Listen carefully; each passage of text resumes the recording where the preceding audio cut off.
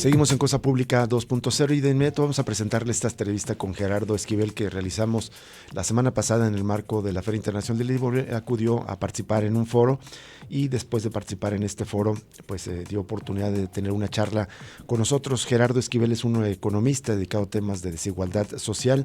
Él fue coordinador del Instituto de Investigación, coordinador ejecutivo de investigación del Instituto Belisario Domínguez, y también el cargo que tuvo anteriormente fue vicegobernador del Banco de México. Y esto es en ocasión de que el pasado 1 de diciembre se cumplieron 5 años de que Andrés Manuel López Obrador cumplió justamente 5 años, perdón, el 1 de diciembre cumplió 5 años al frente del titular del Poder Ejecutivo, y Gerardo Esquivel hace un balance justamente de la política económica y social del actual gobierno. Vamos a escuchar.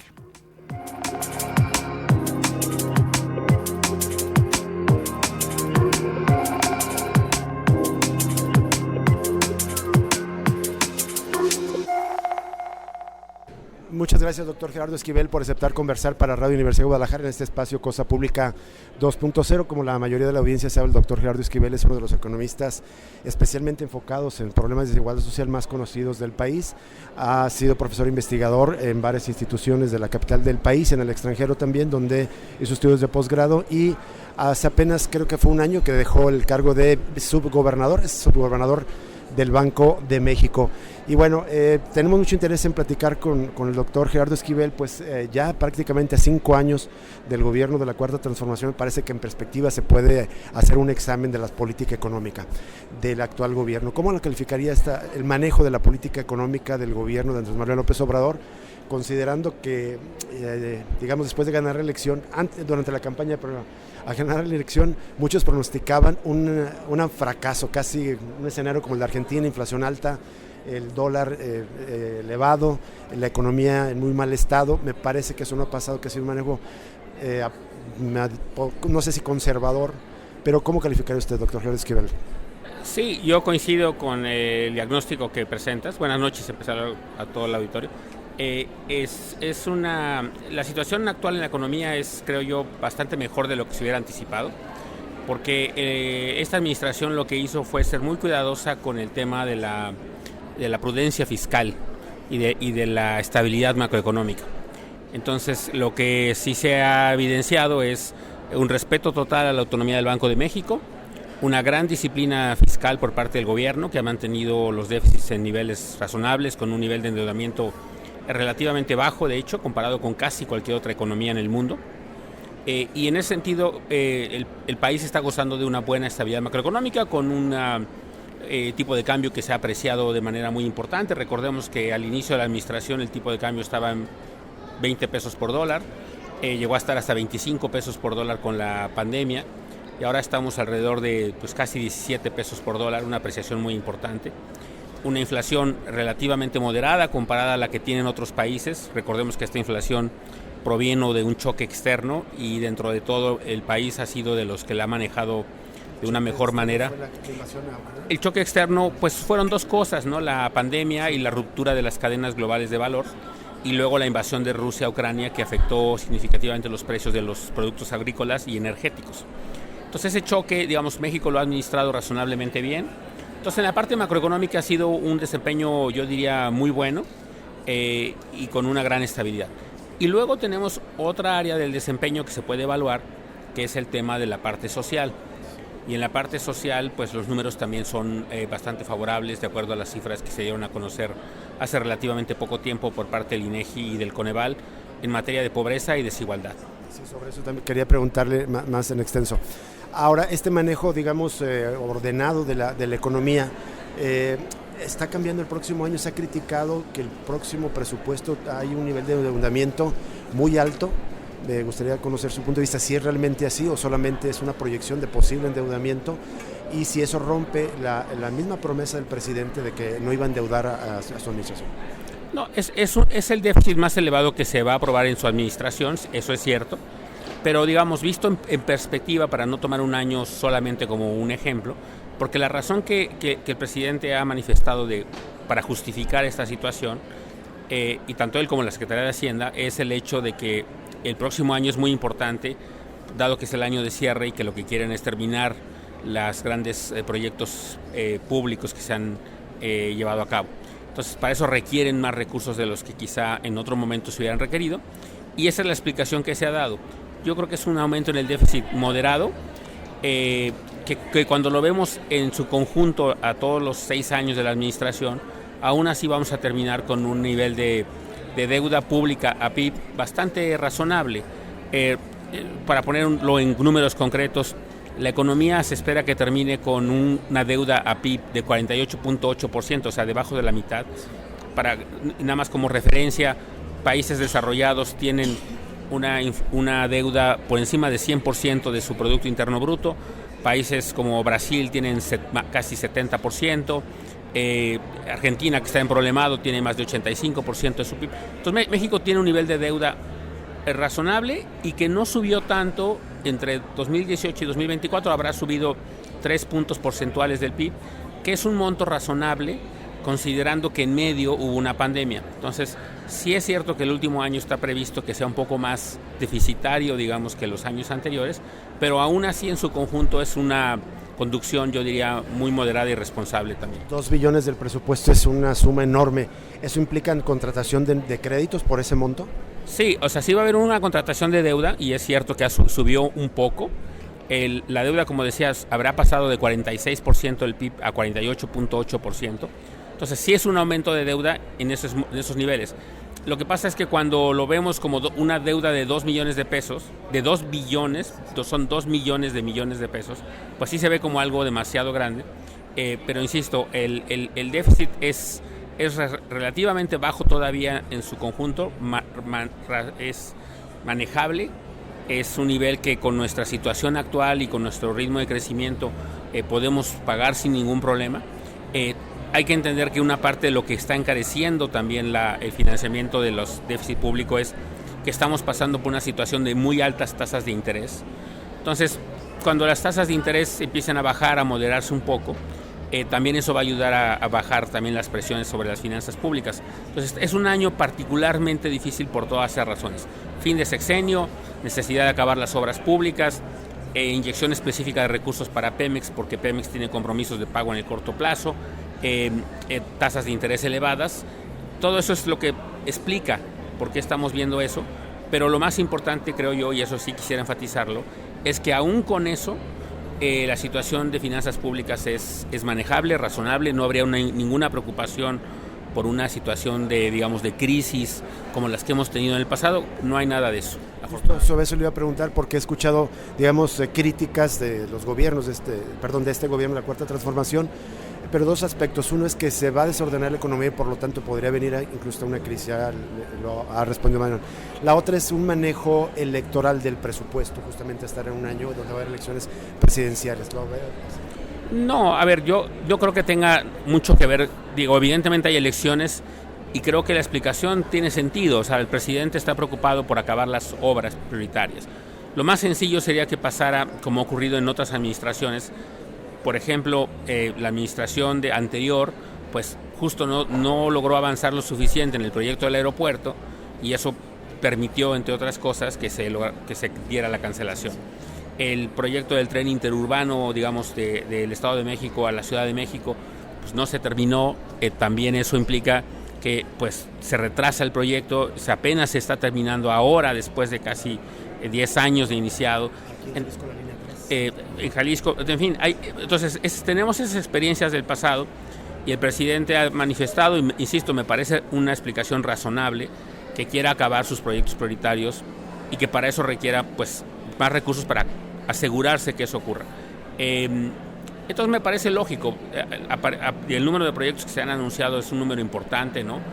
Los más conocidos son el Tren Maya y la refinería y el corredor interoceánico, pero no son los únicos.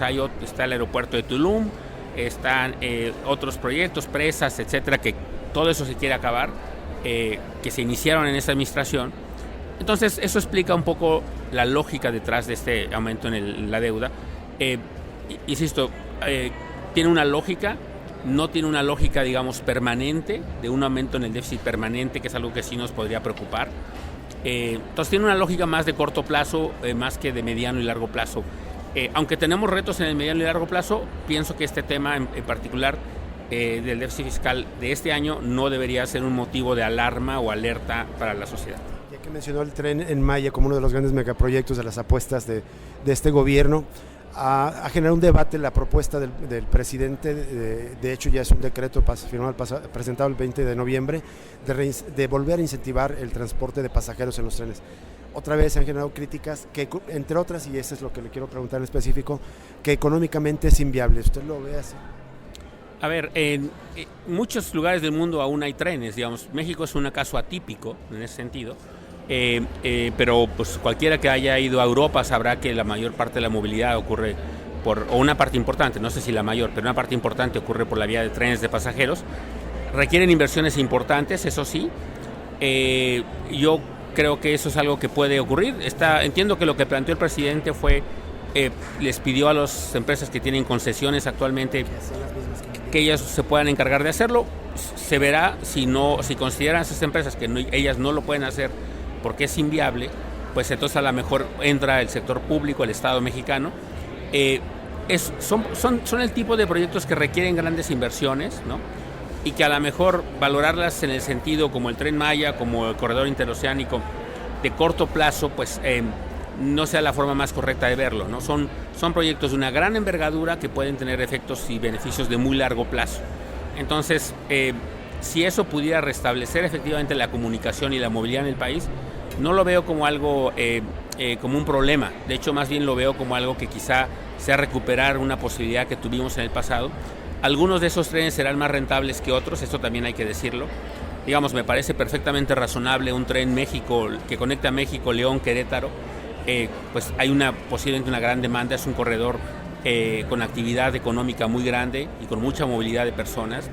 A lo mejor otras rutas no son tan rentables, pero creo que al menos algunas de ellas sí que tendrían viabilidad económica y financiera. Entonces, doctor Gerardo Esquivel, justo ya sobre el tema social, ahora sí, pues uno de los, parece ser que de los grandes propósitos, y ahora respaldado por las cifras de Coneval, lo presenta el gobierno de López Obrador como el logro en la reducción de la desigualdad.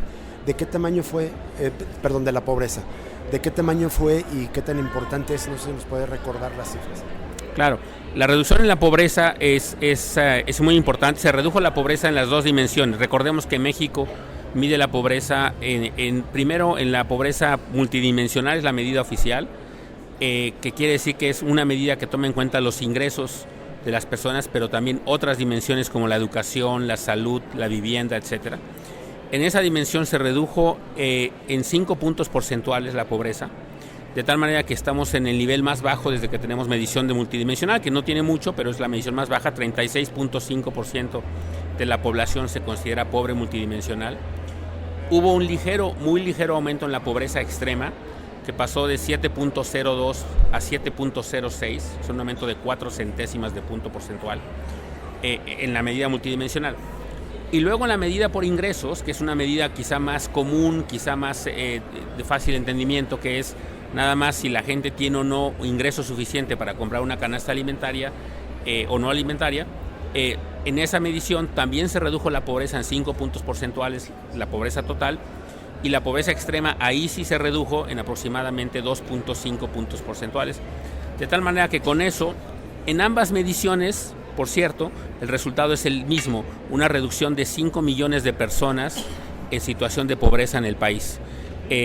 Hoy tenemos entonces 5 millones de personas pobres menos en 2022 respecto a 2018, que fue el inicio de esta administración, que es una reducción no menor, es una reducción que no habíamos visto en mucho tiempo, y que además pues hay que valorarla sobre todo en el contexto que habría ocurrido con una pandemia de por medio. Entonces, con una pandemia que además, recordemos, implicó un confinamiento muy significativo para la mayor parte de la población y que implicó, por lo tanto, una gran crisis económica, donde el Producto Interno Bruto se contrajo en 2020 en más de 8%.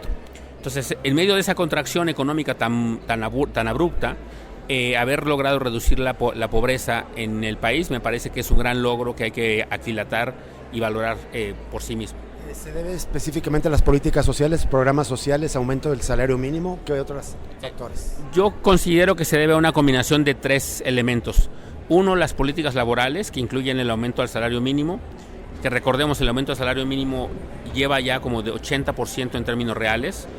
En la frontera, por cierto, es más de 180%, porque en la frontera se duplicó al inicio de la administración.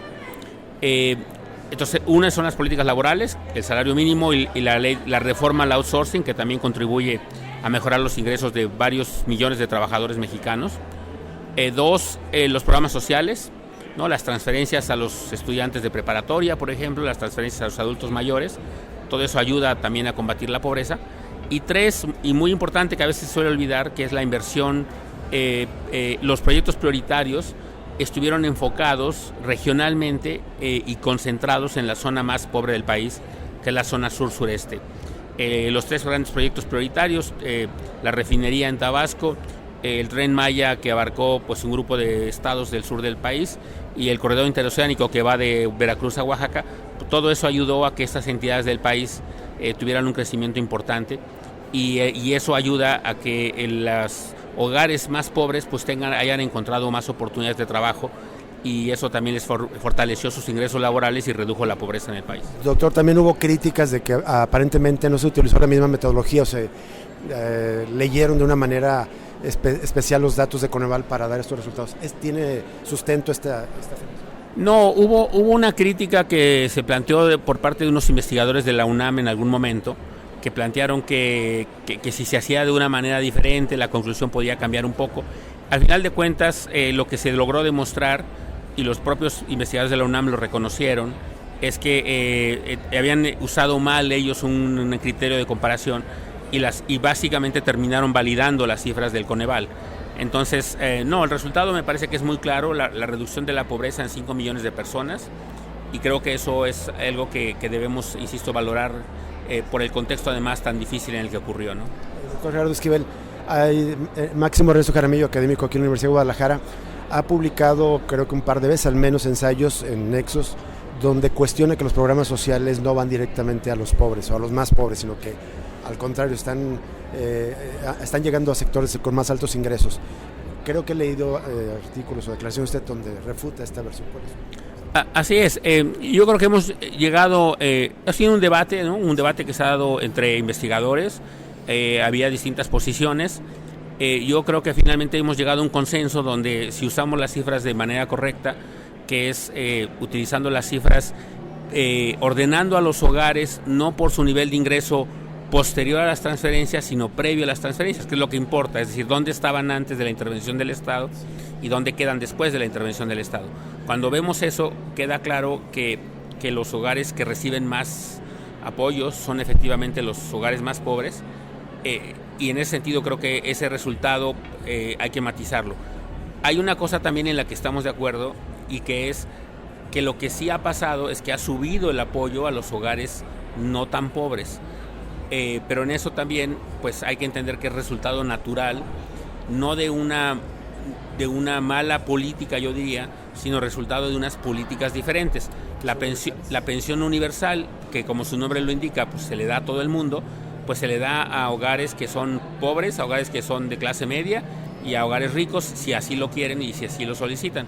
Y eso implica que pues algunos hogares ricos, más que antes al menos, están recibiendo programas sociales que antes no recibían, y eso parecería verse como una pérdida de focalización de los recursos y como una menor atención a los más pobres, pero insisto, es una concepción distinta, es una política que busca fortalecer los derechos de los adultos mayores que ya trabajaron pues una parte importante de sus vidas, y que pues consideramos, al menos yo lo considero una buena política, tomando en consideración que las pensiones que estaban recibiendo nuestros jubilados, nuestros pensionados, eran relativamente bajas, y que iban a generar un problema social hacia adelante si no se fortalecían la capacidad de ingreso de todo mundo, pobres y gente no tan pobre, y eso creo que en ese entendido es que se puede explicar ese resultado, pero no lo vería como algo tan negativo. Entonces, ¿defendería la política de programas sociales universales en lugar de focalizado? En el caso de la pensión, creo que es muy útil, reduce discrecionalidad, el criterio es transparente, cualquiera que tenga más de 68 años de edad la puede solicitar, se está discutiendo si se quedan 65 o 68, pero cualquiera que llegue a ese nivel de edad lo va a poder solicitar independientemente de su estatus socioeconómico, y eso implica que se reduce la discrecionalidad de un burócrata, de un funcionario público, que no queda sujeto a su albedrío o a su revisión de ningún documento, digamos, sino nada más a constatar que cumpla la edad. Y eso pues tiene esa ventaja, ¿no? Que son mucho más eficientes esos tipos de programas. Antes tuvimos programas focalizados con algunas ventajas, unas desventajas. Yo sigo defendiendo la pensión universal, pero también al mismo tiempo creo que podríamos implementar hacia adelante algunos programas focalizados, particularmente en las zonas donde hay mayor pobreza extrema en el país, que son unas cuantas regiones, muchas del sur-sureste del país, pero otras fuera de esta zona, que son muy pobres por distintas razones, incluyendo condiciones geográficas, baja densidad poblacional, etcétera. Ahí sí creo que se puede requerir un mayor apoyo focalizado. Doctor, finalmente, un tema que también ha trabajado, que es desigualdad. Se está reduciendo la desigualdad, y también preguntarle, ligado con esto, durante sus años de campaña, López Obrador construyó un discurso muy efectivo para crear una base de seguidores, una base de votantes, que estaba luchando contra una mafia del poder, donde incluía políticos, pero también empresarios.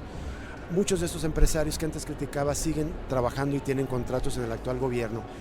¿Realmente se rompió la dependencia del Estado, de los gobernantes respecto al poder económico en este gobierno? ¿Cómo lo mira? Bueno, yo creo que ese es un tema que tomará tiempo hacerlo, digamos. Hay que entender que durante muchos años se construyeron liderazgos económicos en el sector privado muy importantes, ¿no? Que no se puede ser omiso ante ese crecimiento de esas fortunas y de esa influencia, que por su propia naturaleza pues abarcan muy diversos campos de la actividad económica en el país. Entonces es muy difícil, digamos, de la noche a la mañana cambiar eso, ¿no? Yo creo que, digamos, la intención y será ir haciéndolo gradualmente, y la mejor forma es fortaleciendo la economía popular, creo yo, fortaleciendo las capacidades de ingreso de los hogares también de la clase media. Eso va a permitir una cierta diversificación también en sus fuentes de demanda, y luego pues utilizar los otros aparatos del Estado, ¿no? Que son como la Comisión Federal de Competencia, el Instituto Federal de Telecomunicaciones, que ayudan un poco a que grandes empresas que tienen un gran poder político, económico y por lo tanto político, pues que pierdan un poco de influencia por encima de la que tienen hoy en día, ¿no? El tema de la desigualdad se ha reducido en este... La desigualdad se ha reducido, se redujo la desigualdad con estos datos, porque el ingreso de los hogares más pobres creció más que el resto del país.